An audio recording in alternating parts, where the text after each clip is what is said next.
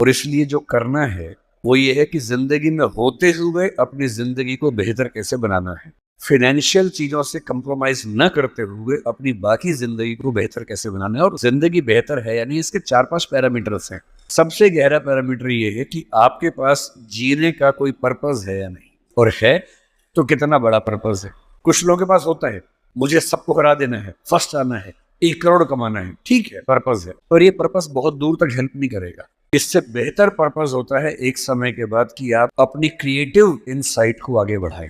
मैं ऐसे कई सीएस को जानता हूं जो सीए हैं और उनको लगा कि मेरी जिंदगी इतनी सीमित नहीं है, मुझे कुछ और करना चाहिए। तो उनमें से एक शेखर कपूर बन गया, उसने मिस्टर इंडिया फिल्म बनाई, बैंडिट क्वीन बनाई, कितना कमाल किया। एलिजाबेथ फिल्म हॉलीवुड में बनाई, वो चार्टर्ड अकाउंटेंट है। और उसको एक दिन समझ में आ गया कि मेरा सीए वाले काम से ना जिंदगी कमाल की नहीं हो पाएगी, ठीक है मैं कुछ कुछ कर लूंगा लेकिन वैसी नहीं हो पाएगी जैसे मैं चाहता हूँ। और बहुत सारे सीए हैं। एक सीए को लगा कि मुझे देश को भी सुधारना चाहिए, सुरेश प्रभु बन गया, रेल मंत्री बन गया। एक और सीए को लगा कि मुझे एक नई पॉलिटिकल पार्टी में ईमानदारी का संदेश लेके जाना चाहिए, वो राघव चड्ढा बन गया। इतने सारे सीएस हैं, कोई पॉलिटिक्स में आ गया, कोई उद्यम में चला गया। एक सीए बाहर से पढ़ के आया, उसको लगा मुझे तो मीडिया की दुनिया को रेगुलेट करना है, अच्छा बनाना है। उसने एक मैगजीन शुरू की, इंडिया टुडे, और धीरे धीरे वो आज तक का मालिक बन गया। अरुण पुरी वो भी सीए है।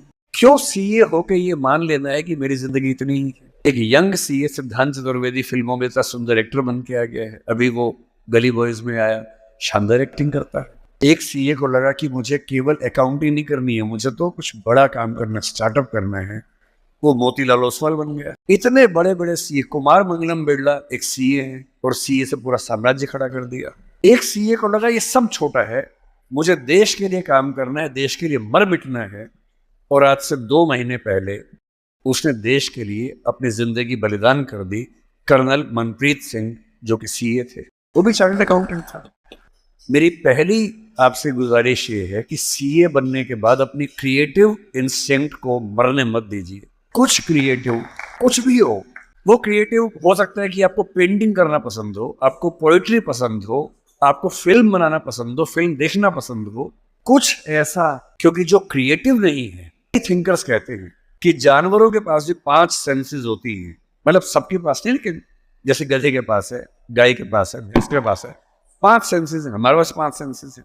तो वो कौन सी चीज है जो मनुष्य को उनसे अलग करती है, तो वो क्रिएटिव सेंस है। और जिसने अपनी क्रिएटिविटी को ही मार दिया, फिर वो तो एक मशीन है, फिर काहे का इंसान है। इसलिए मेरी पहली गुजारिश आप सबसे ये है कि सीए होते हुए कुछ ऐसा क्रिएटिव शौक पाल लीजिए कि दिन में 1 घंटा मस्ती से गुजार सके उसमें। वो कुछ भी हो, फिल्म देखने से लेकर कविता लिखने तक, पेंटिंग करने तक, कुछ भी हो। गाना सीखिए, सिंगिंग सीखिए, इस उम्र में सीखिए, तबला बजाना सीखिए, हारमोनियम सीखिए, गिटार सीखिए। कुछ ऐसा जो करते हुए डूब जाने का मन करे। बस कुआं खोदना मत सीखना, उसमें डूब गए तो मुश्किल हो जाएगा। बाकी कुछ भी जिसमें आपको मजा आता हो सीखिए। दूसरा, एक ऐसा पर्पस जीवन में रखा, बेशक इतना सा पर्पस हो, जैसे आपके लिए सबसे आसान क्या है, अपने आसपास 2-4-5 लोगों को सिर्फ इतना समझा दीजिए कि फाइनेंशियल विजडम जीवन में कैसे काम करती है, अपने पैसे का इस्तेमाल कैसे करना है, पैसा कमा के कैसे सेव करना है, कैसे इन्वेस्ट करना है, क्योंकि उस मामले में आपका मुकाबला कोई कर नहीं पाएगा। या अपने घर के आसपास 3-4 गरीब बच्चों की पढ़ाई का खर्चा उठा लीजिए, उनसे हफ्ते में बार मिलते रहिए, और आप पाएंगे आपके चेहरे पर पहले से ज़्यादा चमक आनी शुरू हो गई है। और आपको कंपटीशन, परेशानी, वो जो नफरत का माहौल दिन भर होता है, इसको हरा दूं, उसको हरा दूं, इस सब से मुक्ति मिलने लगी है और आप अंदर से एक बेहतर इंसान बनने के प्रोसेस में आ रहे हैं।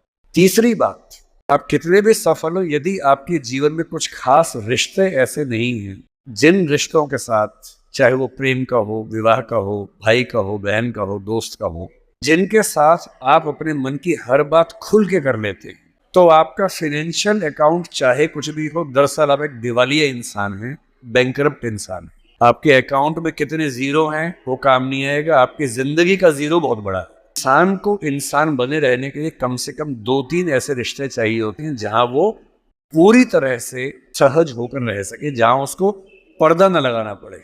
हम सब दिन भर पर्दे लगाते रहते हैं, खुद को ढकने में लगे रहते हैं। जब भी किसी से बात करते हैं खुद को छिपाते ज्यादा हैं, सामने कम लाते हैं, क्योंकि समाज का उसूल ऐसा होता है। कोई तो ऐसी जगह हो, कोई तो ऐसा इंसान हो जहां आपको पर्दे की जरूरत ना हो, आप खुल के अपने मन की बात हर बात कह सके। इसलिए मैं अपने जो काउंटर पार्ट्स हैं, चाहे वो सिविल सर्वेंट्स हो चाहे आप सीए हैं, अक्सर कहता हूँ कि जिंदगी की बैलेंस शीट में पैसे के साथ साथ creativity, emotional satisfaction, personal space. Personal space का मतलब ये होता है कि आपका जीवन बहुत सारे लोगों का है, आपके परिवार का है, आपकी कंपनी का है, आपके क्लाइंट का है, सबका है। और अक्सर आप देखेंगे कि आपका जीवन सिर्फ आपका नहीं है, बाकी सबका है। दिन भर ऑफिस में रहे, 24 घंटे मिलते हैं, 8 सोने में गुजर गए, 1-2 घंटे तैयार व्यार होने में चले गए, 10। आपकी जॉब कम से कम 8-10 घंटे कम से कम लेती होगी, सीए की जॉब तो बड़ी मुश्किल है, 20 घंटे हो गए। घर पहुंचे, परिवार ने कहा कि हमारा टाइम, पति या पत्नी ने कहा मेरा टाइम, बच्चों ने कहा मेरा टाइम, उनको दिया, सब हो गया, अपने लिए कुछ नहीं बचा। और इसी जद्दोजहद पर एक शायर ने, कृष्ण बिहारी नूर ने, कितनी सुंदर बात लिखी, तो सुन के हिल जाएंगे आप। लगता है कि हम सबकी जिंदगी का स्कैन, एक्सरे निकाल दिया हो। उसने कहा, इतने हिस्सों में बट गया हूं मैं, कंपनी, क्लाइंट, परिवार, बच्चे, स्कूल, ये सारा ठिकाना, इतने हिस्सों में बट गया हूं मैं, मेरे हिस्से में कुछ बचा ही नहीं। जिंदगी से बड़ी सजा ही नहीं, और जुर्म है क्या पता ही नहीं। तो जब जिंदगी के अपने हिस्से आप बांट रहे हो सबके लिए, हो सके, मैं तो करता हूं रोज, हो सके तो रोज कम से कम आधा या 1 घंटा सिर्फ अपने लिए रखना है, जिसको मी टाइम कहते हैं आजकल के लोग। वो मी टाइम कैसे आ सकता है?